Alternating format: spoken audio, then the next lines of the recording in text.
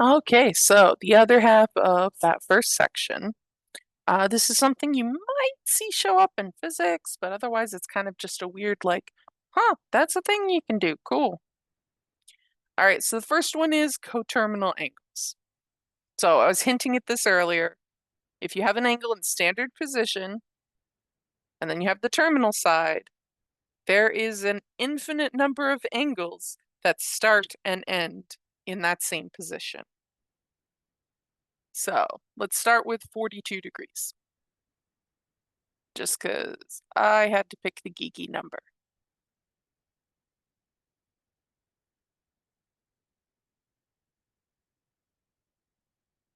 So measuring from our positive x-axis, 42 degrees, roughly there, because I labeled it so I can pretend that's exact.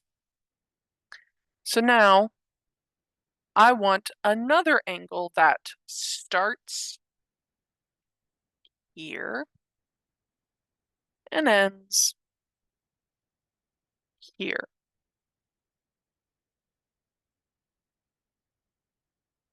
There.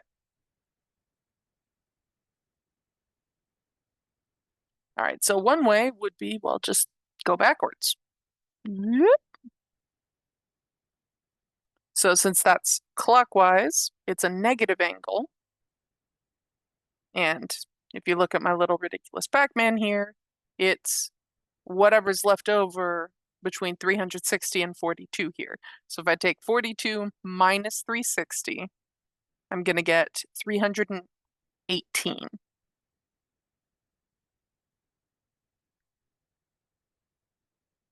All right, so there is a coterminal angle. All right. What about if I wanted a positive one? All right, so I got to start here. And with angle measures, you're going around and around, counting how many times you go around.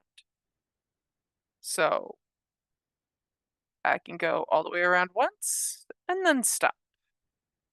So that is a full circle plus 42 degrees. So 360 plus 42 is 402 degrees. I don't have to stop there though. I could 1, 2, 3.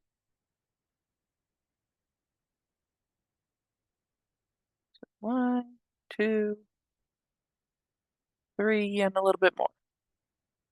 So 3/360s is 1080 plus 42 is 100 and or 1122.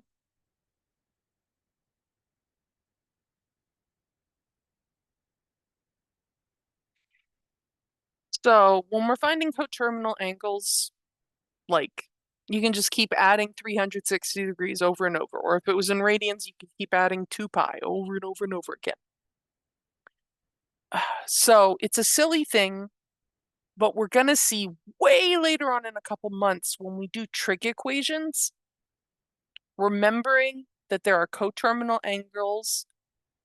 We have to remember that early on in the trig equation, and then we're going to do some other math to it. And then we have the possibility of more than the smallest positive number answer. We're actually going to get like 4 answers. So just want that angle or that idea of coterminal to kind of percolate in your head a little bit.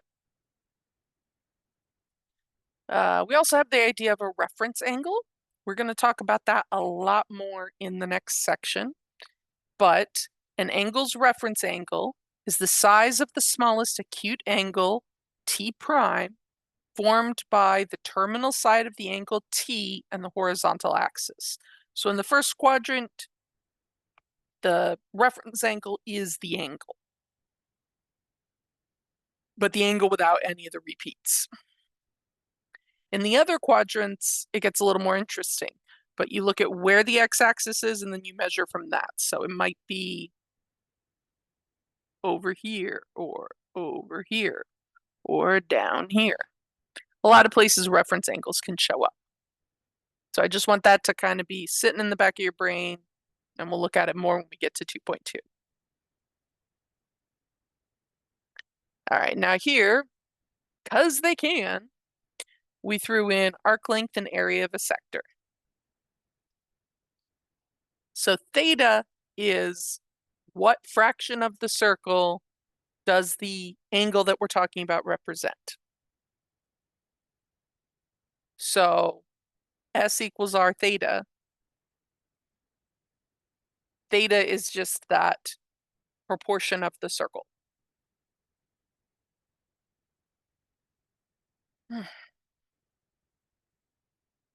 So like the whole circumference is 2 pi r. So circumference is 2 pi r times theta as a proportion of a full circle. So as long as theta is in radians,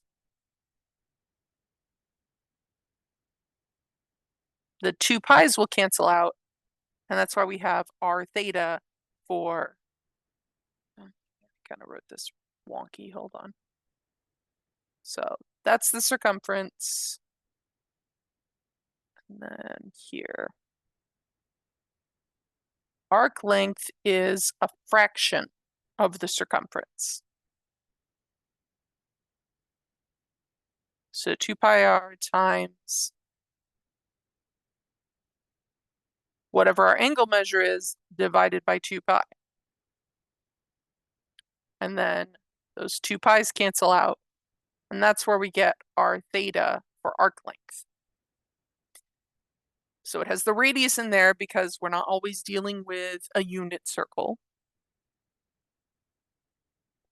And then our area of a sector does the same thing. We take the area of the full circle, pi r squared,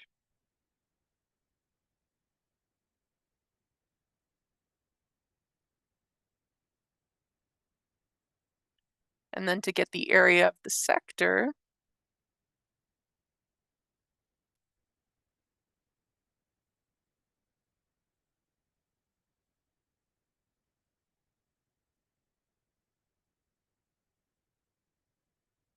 we do just what we did before. Theta is the proportion of the circle that we want to know about. So we have it over 2 pi for that to be a proportion. And then the pi's cancel. So we have r squared times theta and divided by 2. Rearrange that a little, 1/2 theta r squared. So if we ask you a question with these, we will give you these formulas. You have to know when to use them, what the heck they're talking about. You have to remember that theta has to be in radians. All right, now here we've got some actual like application problems. So we have a central pivot irrigation. A large irrigation pipe on wheels rotates around a center point. So he's got one with a radius of 400 meters. If water restrictions only allow her, only allow her to water 150,000 square meters a day, what angle should she set the system to cover? And then we're going to write that answer in radian measure to 2 decimal places.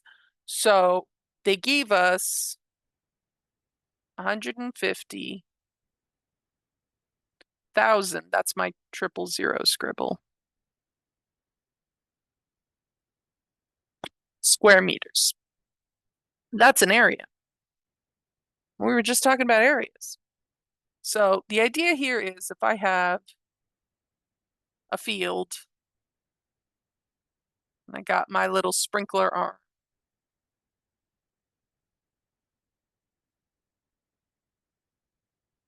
that's the little wheel. So it rolls around, and then this is a pipe that just sprinkles water. So we can set this angle to whatever we want, and that's how far it'll go, and then it'll stop. So we know in our picture here, the radius is 400 meters. And we know we want the area of that wedge that it's going to water to be no more than 150,000 square meters. So I need a formula that relates the area of this thing back to the angle measure, which, oh look, there it is. So let's put down our formula. 1/2 what will be theta in radians r squared. And now we're going to fill in the things we know. We know this A here is 150,000 meters squared. Then we have our 1/2, our theta, and the radius is 400 meters. And we will square that. All right, so I'm going to assume you guys are very comfortable with equation manipulation, so I'm not going to spend as much time doing it. I will try to talk through my steps, but I may not write them as well. Feel free to ask me if I ever go like too quickly in a video. So this 1/2 here, I'm going to multiply both sides of the equation by 2. So this is now 300,000 square meters. And then we have theta times 400 squared. 4 squared is 16. 100 squared is 10,000. So 16, 10,000 meters squared. And then I'll divide, and I'm actually going to have to get the calculator out. But I left the units in here so you guys can actually see what happens. Meter squared over meter squared, the units cancel. Here is our unitless angle.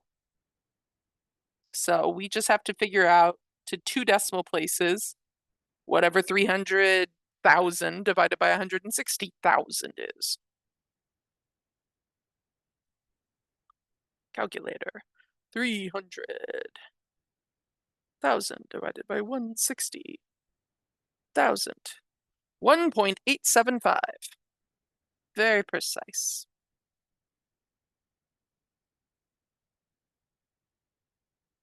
Now the question said 2 decimal places, so our actual answer we need to write as 1.88 radians. You don't technically have to write the radians, I just prefer it when I'm finishing a question. Just to be clear, I didn't mean degrees and I forgot to put it. I meant radians because I wrote it. Now, if you are curious, if we multiply by 180 over 3.14159, that is equal to approximately 107.4 degrees. So a little over 90. And I just do that because in my head, I like to know, like, how big was that? Because 1.88 radians doesn't mean much to me. Now, we've got 2 more examples, and these are going to deal with speed. Very, very much a physics thing here. This is probably something they cover very quickly in early physics, but this is one of the reasons why this is a prereq for some physics, is we talk about this here, and then they're going to use sine and cosine in physics. So, yay, prereqs. All right, so angular speed is rotations theta per unit time. Linear speed is linear speed v of the point can be found as the distance traveled, arc length s per unit time. So whatever our s, which we were doing earlier, was r theta, divided by t. When the angular speed is measured in radians per unit time, linear speed and angular speed are related by this equation.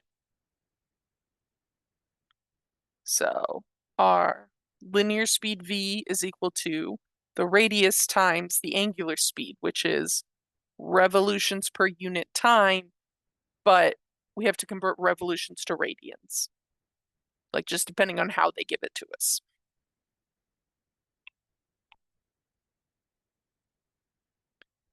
All right, so we have word problems written by mathematicians. So I make no claim as to how applicable these really are. Mathematicians live in math land, where the square root of 3 is a very precise number, and if we tell you to measure a square root of 3 feet, like, it's a mark on the ruler, you can do that.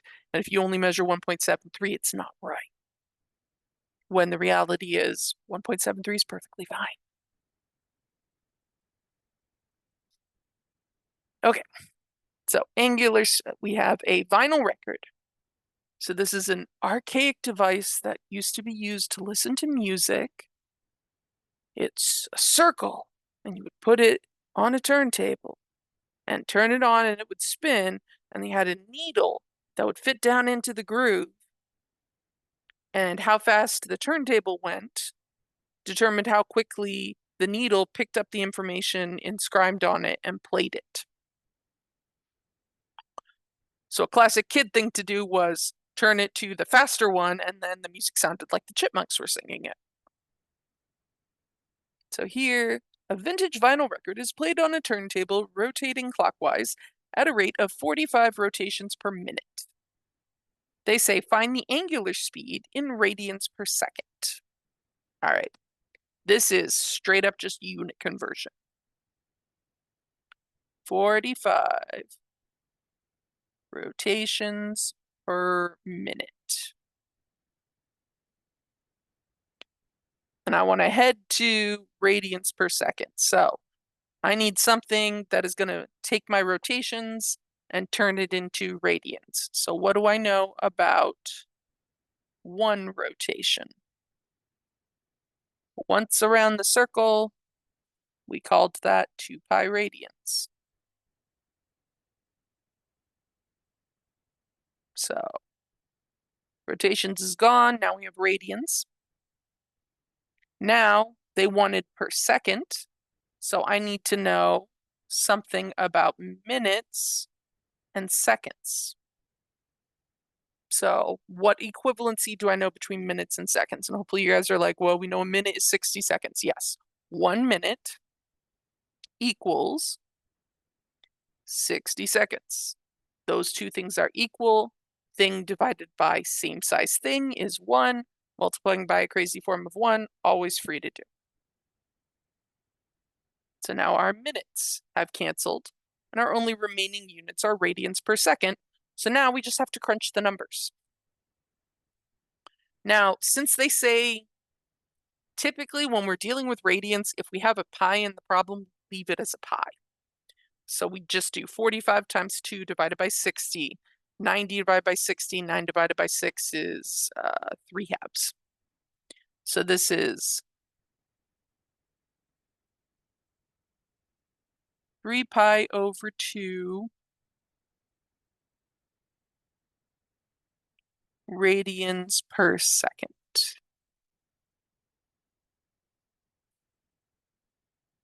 So this is 3/4 of a rotation per second.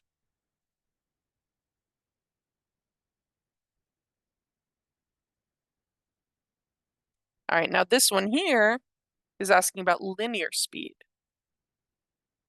All right, so we know a satellite is rotating around the Earth at 0.25 radians per hour. And they tell us the altitude is 242 kilometers above the Earth. If the radius of the Earth is blah kilometers, find the linear speed of the satellite in kilometers per hour. Okay. So I'm just going to scroll back so we can look again. The linear speed is the radius times the angular speed.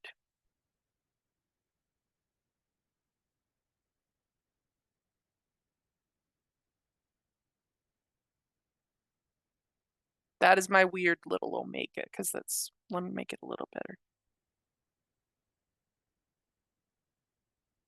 So yes, it looks kind of like a butt. I prefer to think of it as the curly Q on Charlie Brown's head. But The joys of trying to handwrite little Greek letters. All right, so our omega is that 0.25 radians per hour. Now our radius is a little more interesting. So let me, if you will, draw a really craptacular picture. So here's our planet Earth.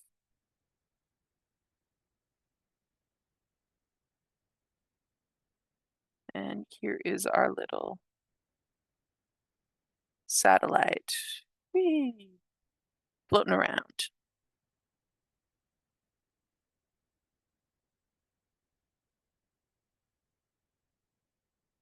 So when I'm measuring this is why they told us the two numbers. The radius of the Earth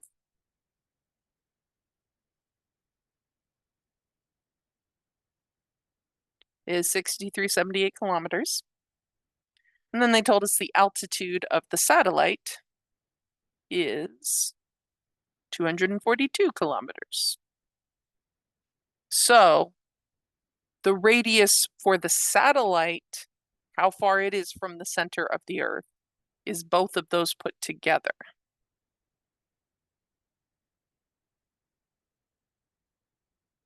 So we're going to add 2378 and 242. And my brain is a little too tired. So 6,378 plus 242 equals 6620.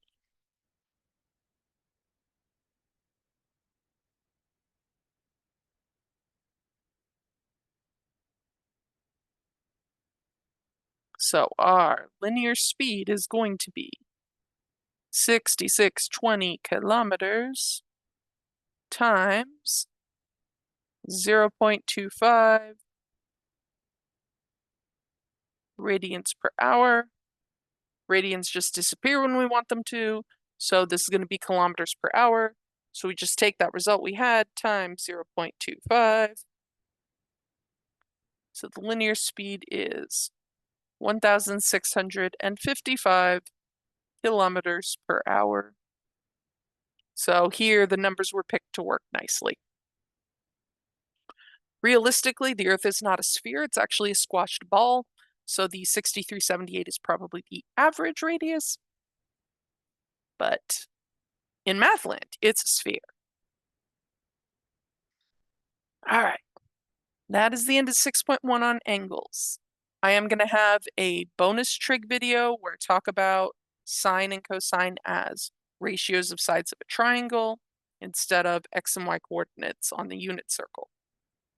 You're going to see it both ways. It's just the way my brain works.